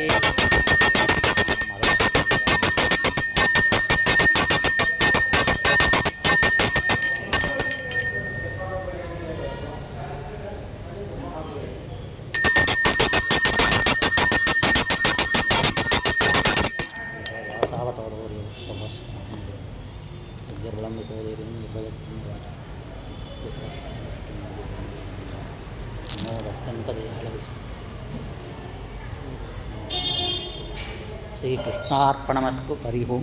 ಹನುಮನೊಡೆಯ ರಾಮವಿಠಲ ಉದ್ಧರಿಸ್ವಾಮಿ ಉದ್ಧರಿಸು. ಹನುಮನೊಡೆಯ ರಾಮವಿಠಲ ಉದ್ಧರಿಸ್ವಾಮಿ ಉದ್ಧರಿಸು. ಹರೇ ಶ್ರೀ. ಪೂಜ್ಯಾಯ ರಾಘವೇಂದ್ರ ಸತ್ಯಧರ್ಮರತಾಯ ಚ ಭಜತಾಂ